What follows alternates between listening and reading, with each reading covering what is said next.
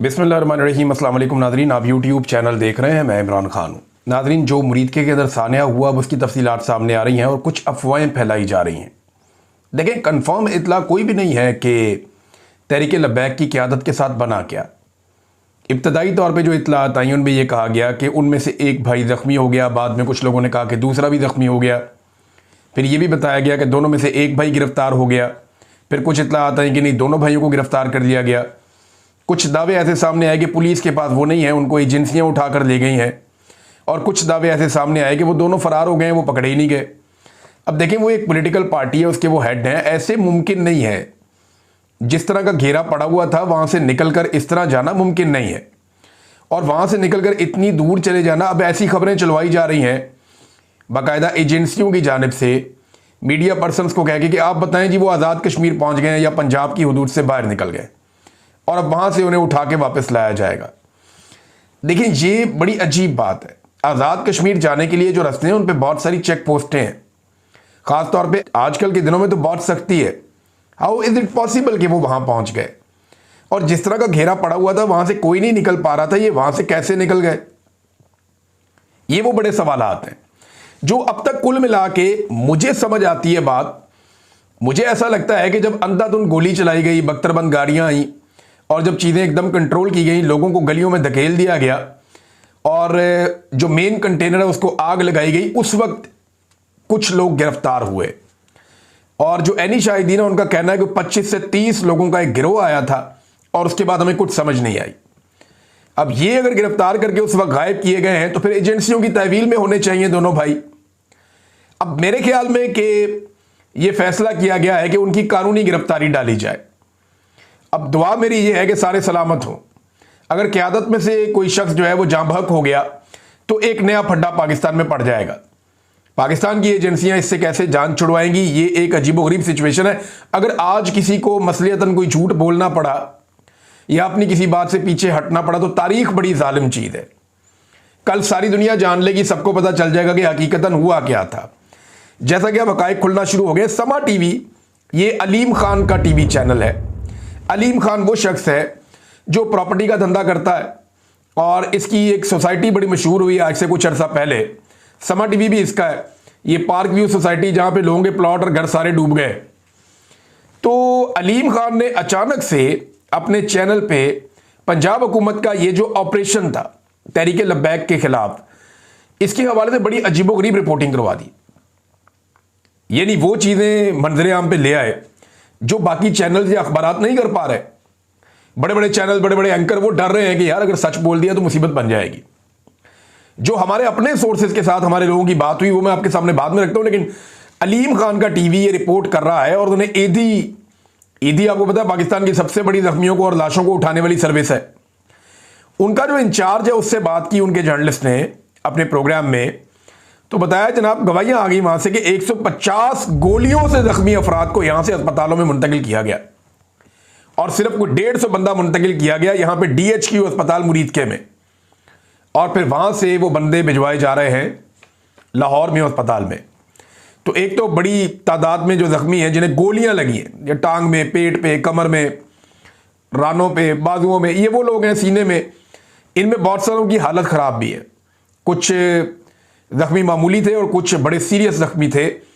ये जो ईदी फाउंडेशन वाले हैं, जो ईदी एम्बुलेंस सर्विस वाले हैं, वो ये बता रहे थे, उनके जो इंचार्ज हैं। साथ उन्होंने ये भी बताया, अलीम खान के चैनल के ऊपर अब ये चीज़ें चल रही हैं, ये मैं नहीं कह रहा, हमारे पास जो सोर्सेज हैं वो मैं बाद में बताता हूं, लेकिन वहां पे भी सैकड़ों लोगों को गोलियां लगने से जख्मी होने की कंफर्मेशन आई। फिर यह बताया गया कि बहुत सारी लाशें थी, और इतनी लाशें थी कि पुलिस अपने साथ लेकर गई। यानी ईदी को अपनी एम्बुलेंस के अंदर लाशें उठाने की इजाजत नहीं दी गई, बल्कि तमाम लाशें जो हैं वो पुलिस, जिसको कहा गया था कि आपने चाहे वो को क्लियर करना है, वो अपने साथ उठाकर लेकर गई है। अब देखिए, तहरीक इंसाफ तो अपने लापता अफराद या लाशों के हवाले से कुछ नहीं कर सकी ना 26 नवंबर को, क्योंकि तहरीक इंसाफ जिस जगह गई थी डी चौक में, उसको क्लियर करना, काबू करना, लाइटें बंद करना, वहां पे बहुत बड़ा ऑपरेशन किया गया था, बड़ा खौफनाक। और तहरीक इंसाफ की क़यादत ने भी कुछ नहीं किया बाद में। लेकिन यहां पे ये एरिया बहुत बड़ा है, यहां आबादी बहुत ज्यादा है, रकबा भी ज्यादा है, ऐनी शाहिदीन भी बहुत ज़्यादा हैं, तो यहाँ पे और लोग यहाँ रहने वाले भी हैं बहुत सारे, तो यहाँ चीज़ें छुपाना इतना आसान नहीं होगा। इसकी तहकीकात ज़रूर करवानी चाहिए ताकि पता चले, और जिन लोगों के घर वाले अभी तक वापस नहीं आए और पुलिस के पास भी नहीं है, उन्हें फौरी तौर पे बताना चाहिए और एक लिस्ट जारी करनी चाहिए कि ये वो तमाम लोग हैं जिनके बारे में अभी तक कोई इंफॉर्मेशन नहीं मिल रही। अलीम खान का चैनल ये क्यों कर रहा है, ये बात मुझे समझ नहीं आई। हालांकि वो मौजूदा सिस्टम और एस्टेब्लिशमेंट के साथ बड़े अच्छे ताल्लुकात हैं। मुझे लगता है कि शायद फिर कोई एनओसी फंस गया है, जिसकी वजह से अलीम खान उस्मान बुज़दार के भी बहुत खिलाफ था। उस्मान बुज़दार के तो मैं भी खिलाफ था, मुझे लगता था कि पंजाब उससे बेहतर वज़ीर आला डिज़र्व करता है। लेकिन अलीम खान तो एक स्पेसिफिक रीज़न था ना कि या तो मुझे वज़ीर आला बनाओ या मुझे एनओसी तो दो, कम से कम अरबों का फ़ायदा तो हो। तो वो एनओसी या तो कोई फंसा हुआ है या कोई इंक्वायरी चल रही है, ये आने वाले दिनों में पता चल जाएगा। और अभी क्योंकि मैंने ये बात कर दी है तो बहुत सारे लोग एक्टिव हो जाएंगे और आने वाले दिनों में ये इन्फॉर्मेशन मेरे तक पहुंच जाएगी कि अलीम खान साहब किस चक्कर में उनका चैनल जो है वो चीज़ें बता रहा है या कर रहा है जो बाकी लोग जुर्रत नहीं कर रहे। अब मैं आपको जरा कुछ फैक्ट्स बताता हूं, ये आपके सामने में रखने लगा हूं।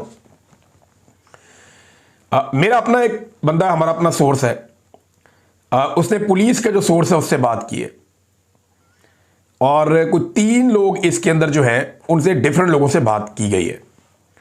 अब नाम हम नहीं बता सकते, लेकिन जो चीज़ें हैं वो मैं आपके सामने रखता हूं मुबैना तौर पे। ये क्योंकि डायरेक्टली मेरी बात नहीं हुई, मेरा एक सोर्स है, उसने क्लेम किया कि उसने 3 पुलिस वालों से बात की और उसने वो इन्फॉर्मेशन मेरे तक पहुंचाई है। इसके ऊपर इंक्वायरी होनी चाहिए, मैं फिर कहूंगा बाकायदा जुडिशियल इंक्वायरी होनी चाहिए।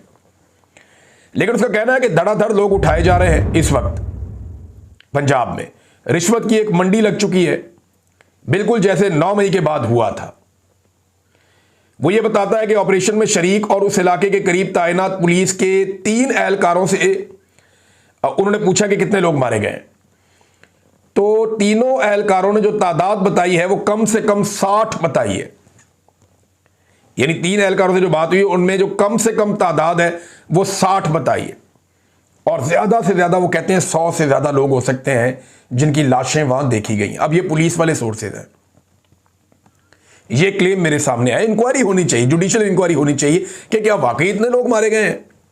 सवाल है ना, मैं तो वहां नहीं था, ना किसी जर्नलिस्ट को वहां पे छोड़ा उन्होंने कि रिपोर्टिंग कर ले, बल्कि सारे इलाके बंद करके अंदर वो जलियांवाला बाग बना के उन्होंने ऑपरेशन कर दिया। अब रिपोर्ट कर रहे हैं कि 3 लोग मारे गए हैं। वहां हमने तो 3 से बहुत ज्यादा लोगों की लाशें तो हमने खुद देखी हैं, जिनकी तस्वीरें और वीडियोज हैं। लोग अपने मोबाइल फोन बंद करके भाग गए सारे तरीके लबैक वाले, उन्हें अपनी अपनी मुसीबत पड़ी हुई है कि ये तो पूरी रियासत पागल हो गई है। तो पुलिस वाले जो हैं वो अपना नाम ना बताने की शर्त के ऊपर ये बात करते हैं कि कम से कम 60 लाशें तो उन्होंने देखी हैं, ये उनका क्लेम है। और ज्यादा में वो कहते हैं जी ये 100 से ज्यादा हो सकती हैं।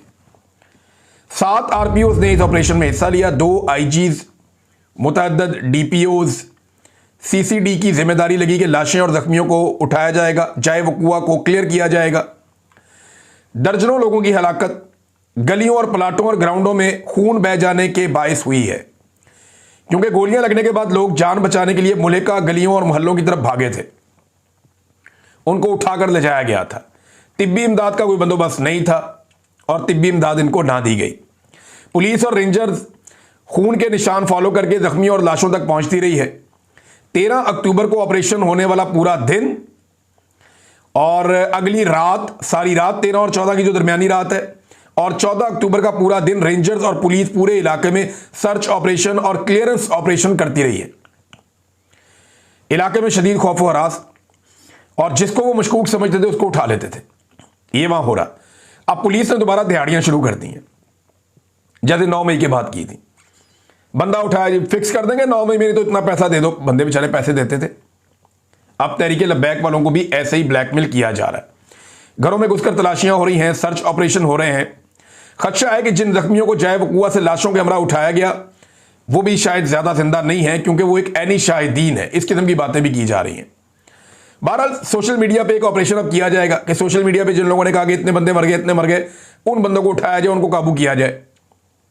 भाई इसके ऊपर एक जुडिशियल इंक्वायरी करें, जो लोगों से पूछें, लोग अपनी दरखास्तें भेजें, लोग वहां पे दरखास्तें भेजें कि जनाब मेरा ये प्यारा ये गया था धरने वाली जगह पे, अभी तक वापस नहीं आया। तो जुडिशियल कमीशन जो है वो चेक करे तमाम इदारों के पास कि वो किसी की हिरासत में है। अगर वो किसी की हिरासत में नहीं है तो फिर बंदा कहां गया। ये इस तरह पता चलेगा कि बंदे किधर गए। इसके ऊपर ये मट्टी डालने के चक्कर में है कि सारे मामले को छुपा ले, बच जाने वाले सपोर्टर हैं वो सारे गायब हैं। अब ये चीजें मैं आपके सामने रख रहा हूं और इस वक्त भी टीवी पे खबरें चलाई जा रही हैं कि जल्द पकड़ लिया जाएगा रिजवी बरादरान को।